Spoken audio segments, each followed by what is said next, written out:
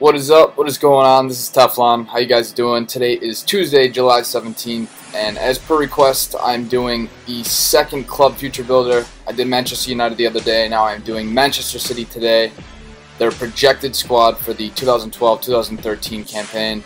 Now they are fresh off a title-winning season, and that means pretty much that all the players who made a positive impact on them winning the title, who contributed towards them winning it, are going to get a bump in stats.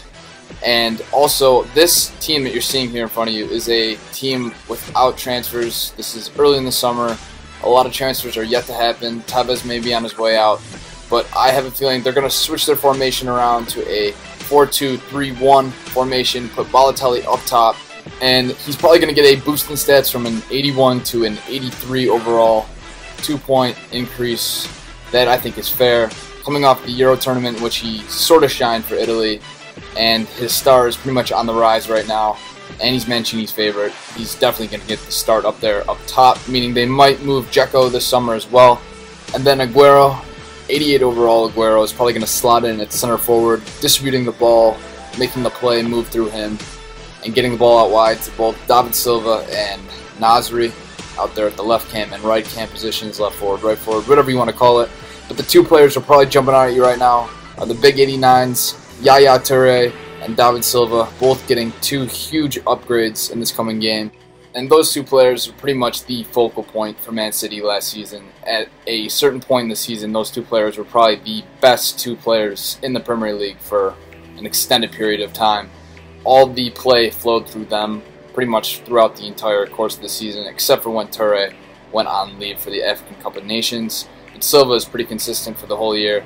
At the end of the year, he kind of started to disappear a little bit, but not really, in my opinion. And as you see, look at his stats. All of them get boosted in every area across the board. And as you saw previously, Nasri gets a downgrade from an 86 to an 85 for this coming year, only because his 86 was given to him for his incredible play for Arsenal the previous season. This past season, he had trouble breaking into the starting lineup, but I have a feeling now, in this coming year, in this coming season, he will once again become a standout player for Man City this time around, not Arsenal. And Gareth Barry, as you just saw there, quietly consistent, kind of like Michael Carrick at Man United.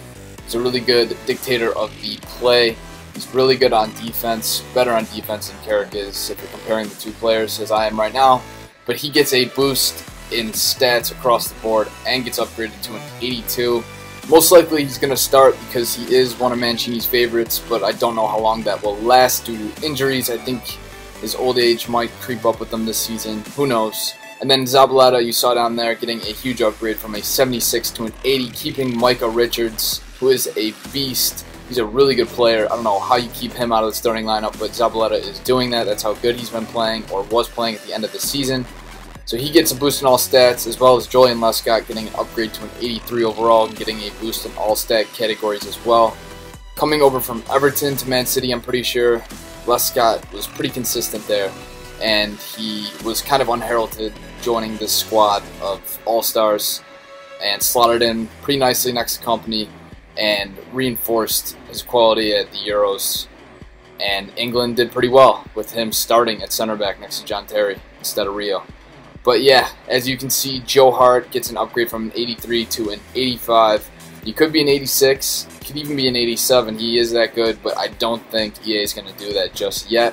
I think EA will play it safe and just give him the 2-point boost from an 83 to an 85. And then as you can see right there, the man who's highlighted, Vincent Kompany, he gets an 88 overall rating for FIFA 13, a 4-point overall increase from his 84. He is on par with Vidic, same type of center back, a ball winner, and really good in the air. His heading's going to be 90 plus from that header that pretty much sank Man United.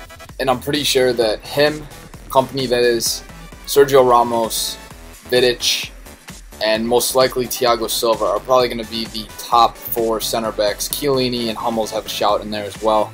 But as you can see, next to him is Clichy at left back, getting a boost from an 80 to an 83. Nothing really to say about him. He had a great season. And Kolarov is his backup on the bench. Really solid stats throughout right there. All 70s, 80 passing, 78 overall. He might be on his way out though of Man City. I do not know, but that is a rumor. And then next up we have Edin Dzeko Eddie, as Mancini calls him, I think. But yeah, weird pet names. Dzeko, I downgraded from an 84 to an 83. Boosted the majority of his stats, like his pace and his heading, but I just don't see him as a top tier striker. He didn't start every game. I know he had a decent season in terms of goal return, but I just don't think he's as good as was advertised at the start of FIFA 12. And then Nigel Dion, I don't know what his future is at Man City. He played sparingly throughout the season. I'm pretty sure he was injured a little bit too, though. But I downgraded him from an 82 to an 80. And then James Milner, who I think is pretty good. I bumped him up from an 81 to an 83. He showed at the Euros that he's pretty solid too for England. He's a lot faster than people give him credit for. He's a lot better at crossing and at dribbling than people give him credit for, or at least the people at EA. And I think he should be boosted come FIFA 13. And then Micah Richards, higher overall rating than the player who starts in front of him. His physical attributes and his pace are off the charts. Dude is a monster, and he's really good all around, but I don't see him starting because Mancini plays favorites. Then we have Tevez, an 86 overall, downgraded him for sure from an 88 to an 86. 100% downgraded. He didn't even play for 3/4 of the season, then comes in like he owns a team and plays right away. Wrong in my opinion. That's what's wrong about sports. Players demanding getting everything they want and then doing what they want. But yeah, I think he's on his way out, hopefully. And then lastly, we have Adam Johnson, 81 overall. Cam, don't freak out. I know Kolo Touré is not in this team right here. I just didn't have room to fit him in the subs or the starting lineup. But I think Johnson should move out of Man City. I think he should go to a team like Everton, a lower tier team where he could star. But I bumped him down from an 82 to an 81 only because he didn't play that much. That is Man City's 2012-2013 senior squad right there for you guys. Thank you all for watching. This has been Teflon. Peace out.